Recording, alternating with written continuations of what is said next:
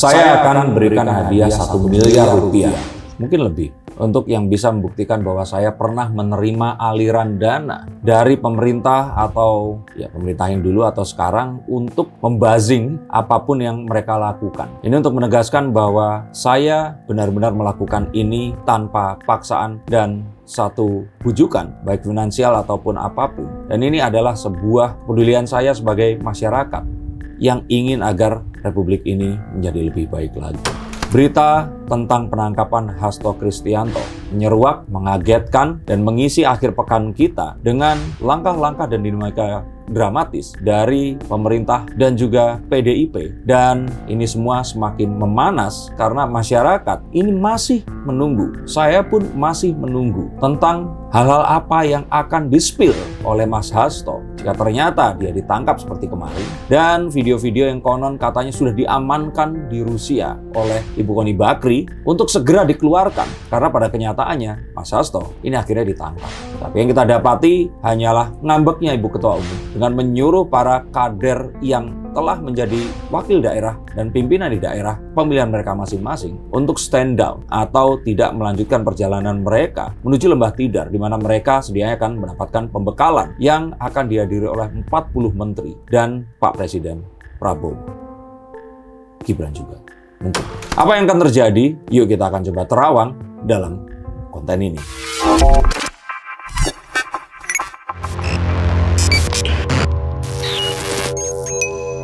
Halo Sainsikers, kembali berjumpa bersama saya, Denny Darko.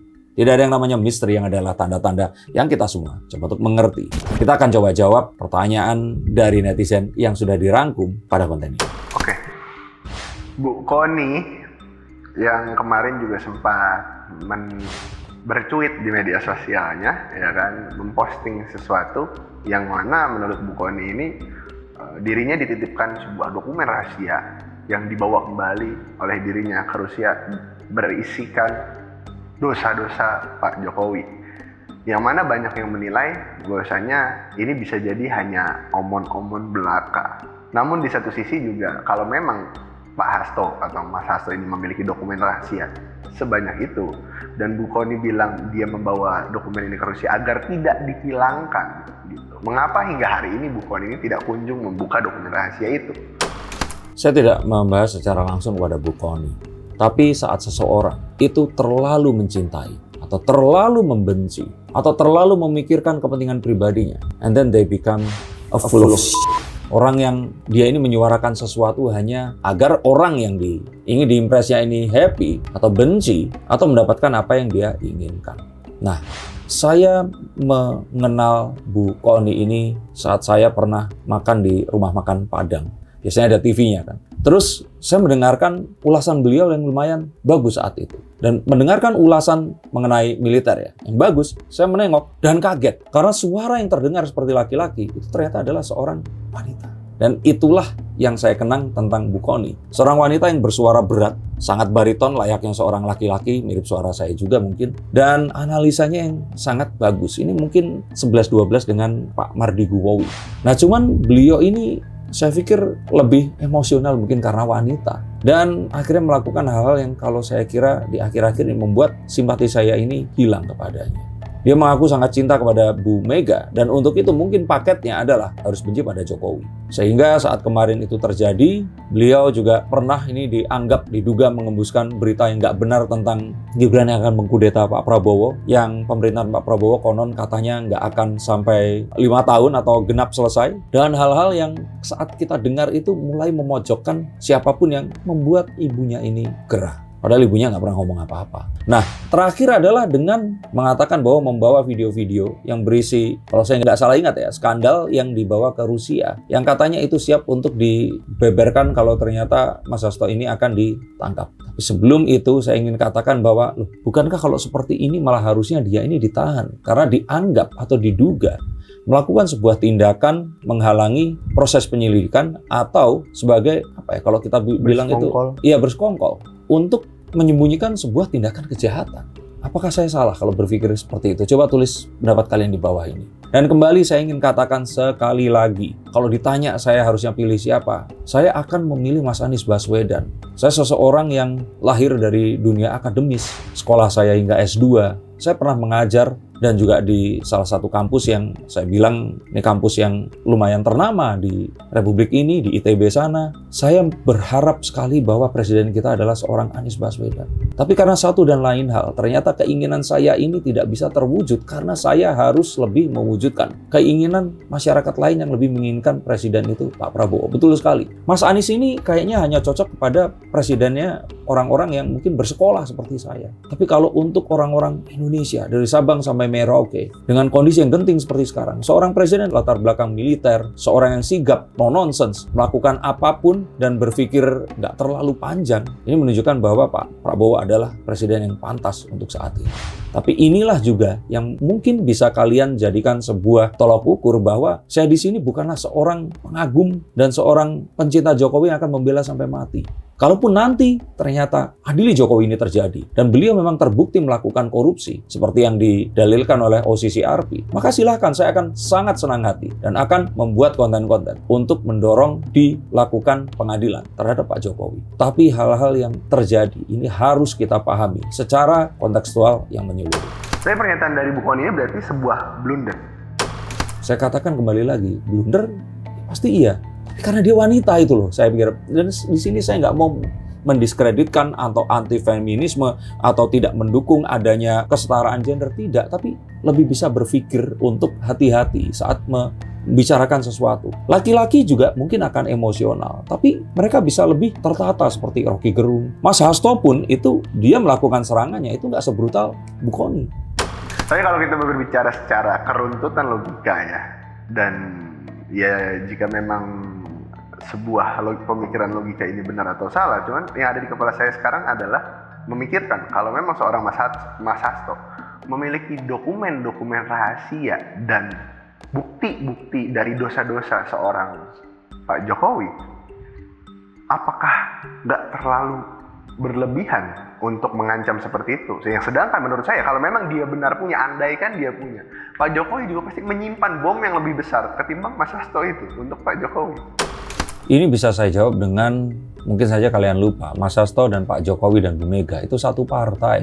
Jadi nggak mungkin ini nggak dilakukan bersama-sama. Berulang kali Bu Mega katakan Pak Jokowi ini adalah petugas partai. Dan jelas fotonya Mbak Puan tunjukkan di situ. Pak Jokowi dimarahin kayak siswa di kantor guru BP. Sekarang kalaupun itu harus dikeluarkan, itu nggak pakai lama. Itu kalau kayak di Facebook, itu mutual friends-nya itu langsung akan mengarah kepada mereka berdua. Jadi sebenarnya dia itu tidak hanya membakar Pak Jokowi, tadi membakar PDIP juga dengan merilis video itu. Tapi sudah kadung dikatakan. Maka saya ingin katakan kalau PDIP harus terbakar bersama Jokowi sekalipun demi menegakkan keadilan, 1000 Jokowi ya bakar aja. Nggak masalah karena hukum yang harus ditegakkan. Dan saya pikir Pak Jokowi juga akan setuju. Berarti pada akhirnya kalau misalkan benar ada dokumen itu, ya yang dirugikan bukan hanya Pak Jokowi, namun bisa seluruh PDIP. Ya iya, makanya nggak dikeluarin sampai sekarang. Dan tidak akan pernah dikeluarkan. Kalaupun dikeluarin mungkin dipirit kali ya. Yang kira-kira masyarakat Indonesia nggak terlalu pintar untuk bisa mencerna ini. Tapi nggak mungkin. Nggak mungkin. Pak Jokowi ini tuh diajukan oleh PDIP. Melakukan ini semua bersama-sama. Kementerian Kehukumannya itu orang PDIP juga. Dosa apa lagi yang kau dustakan? Kalau saya kira udah itu anak SMP aja logikanya juga pasti akan berpikir begitu. Oke, ada lagi komentar netizen yang menarik bahwasanya PDIP ini melakukan perlawanan terlalu keras sama Pak Jokowi atau mungkin terlalu brutal dengan ada statement Bu Kony dan juga sikap yang diambil. Padahal menurut netizen ini, ya Pak Jokowi ini juga bagian dari atau mungkin didikan dari mereka. Kenapa pada akhirnya mereka ini seolah-olah ingin memojokkan Pak Jokowi, padahal Pak Jokowi ini berasal dari mereka sendiri. Ya itu satu hal yang harusnya netizen juga mengerti ya. Artinya lebih jauh lagi, kita bisa katakan bahwa saat dulu itu terjadi apapun yang disepakati, mau dari bansos hingga apapun, itu disepakati bersama. Bahkan kemarin sebelum akhirnya Mas Hasto ini dikandangkan, dia juga mengatakan bahwa sang raja, dia sepertinya menganalogikan ini Pak Jokowi, marah saat PDIP ini akhirnya menolak kedatangan Israel ke Indonesia. Yang mana Pak Jokowi nggak pernah ngomong tentang itu dan difitnah dengan hal yang seperti itu tadi. Jika ternyata itu bukan fitnah, ayo tunjukkan data yang menunjukkan hal itu. Itu kan seakan-akan ingin memicu kebencian orang-orang yang membenci Israel untuk ikut membenci Pak Jokowi. Politik macam apa yang seperti ini? Apakah ini akan dipertontonkan kepada anak cucu kita nanti?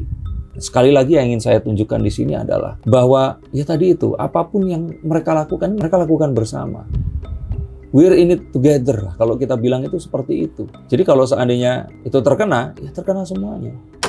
Tapi apakah ya maksudnya pada akhirnya ini cuma ada dua pilihan nih dari statement. Jadi kayak ibaratnya apa ya? Ini kan dari statement Bu Kony ini cuman ada beberapa potensi untuk dilakukan. Bahwasanya bisa jadi KPK ini harus menyelidiki perkataan Bu Kony apakah dia benar memiliki dokumen dari yang dititipkan oleh Mas Hasto kepada dirinya dan dibawa ke Rusia. Karena dokumen ini berarti kan dokumen penting yang bisa membuktikan termasuk kesalahan-kesalahan Mas Hasto juga dong, bukan cuma Pak Jokowi. Atau mungkin yang kedua adalah pada akhirnya KPK ini ya bahasanya apa ya, kalau kita bilang KPK ini ya tetap pura-pura nggak tahu atau menganggap statement Bu Kony ini lewat aja, cuman masyarakat jadi mengetahui bahwa ada suatu kejahatan yang memang mungkin tidak diproses yang dokumennya dimiliki oleh Bu Kony. Saya membaca satu analisa dari seorang analis yang juga seorang analis intelijen, ini Pak Joseph Wenas. Beliau saat ini itu tinggal di Yogyakarta, kalau nggak salah di Kulon Progo ya. Tapi beliau ini tokoh nasional juga, dan beliau mengatakan the next after Mas Hasto ini dugaannya Bu Kony yang akan segera dijemput. Jadi sepertinya KPK pasti tidak akan tinggal diam. Dan ini dijemput mungkin saja karena kalau Mas Hasto di sini dianggap itu tadi ya, dugaannya akan menghalangi proses penyelidikan dan dianggap menyuruh hashtag kabur aja dulu kepada Harun Masiku seperti itu. Nah, Bu Kony mungkin dugaannya adalah ya karena dia tahu sesuatu yang merupakan skandal, kok malah dibawa ke Rusia alih-alih untuk laporkan kepada yang berwajib atau dibongkar saja di Indonesia. Malah dijadikan sebuah token bargaining untuk sebuah kasus yang semua orang juga tahu bahwa ini adalah kasus lama yang nggak terproses. Karena saat itu partainya PDIP, DPR-nya PDIP, presidennya PDIP, Menkumhamnya PDIP. Oke, tapi kalau dari analisis itu Bu Kony akan dijemput, berarti akan terjadi kebakaran hebat di PDIP. Kemungkinan. Betul, jika terjadi. Tapi kalau ternyata itu adalah omon-omon belaka, ternyata videonya nggak ada. Dan hal-hal yang ada yang terjadi ini bukanlah korupsi atau hal-hal yang akan bisa menginkriminasi itu tadi. Ini mungkin hal-hal yang sifatnya itu kecil, kesalahpahaman, atau mungkin adalah sebuah prosedur yang sedikit terlanggar. Apakah ini akan pantas dengan kehebohan yang kemarin terjadi? Karena melihat kemarin itu mengatakan bahwa Pak Prabowo akan dikudeta dan terus Gibran waktunya nggak akan lama bersama dengan Pak Prabowo, agak sulit untuk percaya dengan kondisi kemarin Pak Prabowo mengatakan endasmu, menyanyikan terima kasih Bapak Jokowi, memberikan keris, dan saya duga nanti kita akan bikinkan kontennya juga. Sepertinya akan mendampingi Pak Prabowo tetap Mas Gibran di periode keduanya. Seperti ramalan saya. Kalau memang pada akhirnya kan ini Mas Hasto ini gimana ya bahasanya Mas Denny Darko tadi juga seperti bilang statement Bu Kony ini justru ingin dimanfaatkan seolah harusnya PDIP ini mendapat bargaining position untuk menegosiasi sesuatu mungkin ya kan, atau mungkin itu di dapur belakang posisinya. Nah tapi kan selain di hal itu juga justru Bu Mega sekarang sedang melakukan huru hara yang juga dinilai ingin digunakan untuk menjadi sebuah poin yang bisa digunakan untuk bargaining position juga. Nah, apakah pada akhirnya kalau kita bilang ya, ini kan KPK dan pemerintahan ini kalau kita bisa bilang satu badan dong, ya kan, dengan kepemimpinan yang sekarang juga. Apakah akan ada manuver dari pemerintah atau kepemimpinan yang sekarang terhadap keributan yang PDIP buat ini? Karena kayaknya sekarang belum ada tindakan yang terlalu bagaimana setelah penangkapan Mas Hasto itu. Kalau ini Pak Jokowi pasti akan, kalau presidennya Pak Jokowi maksud saya, Pak Jokowi pasti akan melakukan tindakan yang sangat populer dia lakukan. Taktik yang selalu dia gunakan, yaitu nabok silih tangan. Mukul, tapi nggak dengan tangan kita. Tapi kalau Pak Prabowo kita tahu dia ini no nonsense. Saya pikir ketidakhadiran siapapun yang sudah dipanggil untuk hadir, ini pasti akan diganjar dengan sebuah hukuman. Ini menunjukkan ketegasan juga. Dan apapun yang disampaikan oleh Bu Mega, ini pasti akan direspon dengan sangat sungguh-sungguh. Kalau Bu Mega tidak kunjung datang, bisa saja dia akan mendatangi. Langsung meredakan api di titik kebakarannya. Karena ini semua nggak akan pernah selesai. Dengan sekitar orang yang lain-lain meniupkan api, menyiramkan bensin kepada titik api, Bu Mega ini tadi, dia sudah membakar. Kalau kita bilang dinamika politik Republik ini, dengan memilih Pak Mahfud untuk mendampingi Mas Ganjar alih-alih Pak Prabowo. Ya, terus kemudian melakukan manuver-manuver yang kita tahu. Kemarin itu berusaha mengangkat Pak Prabowo, tapi merendahkan Pak Jokowi. Dan tidak kunjung menunjukkan move on terhadap proses ini politik. Yang toh di masa lalu dia juga sering melakukan. Tidak menyetujui kesepakatan yang pernah disepakati. Dan ini sesuatu yang wajar dalam politik, Ibu. Maka saya ingin katakan bahwa Pak Prabowo ini memiliki kesadaran, tapi kesadarannya ada batasnya. Dan dia bukan Pak Jokowi. Dan saya yakin dalam waktu dekat Pak Prabowo akan terpaksa menunjukkan sikap untuk meredam semuanya. Bagaimana menurut pendapat kalian? Apa yang akan terjadi dalam babak berikutnya? Dan apakah video-video itu akan segera dipublish dan kita akan dikagetkan oleh tuduhan-tuduhan terhadap keluarga Solo yang benar adanya? Atau kita hanya akan tahu bahwa selama ini video yang dikirim itu tadi hanyalah bluffing dari pemain poker yang mulai kalah dan dia tidak memiliki kartu yang bagus untuk dimenangkan. Ikuti terus channel saya ini dan saya akan bahas di konten yang selanjutnya. Terima kasih, sampai jumpa dan salam.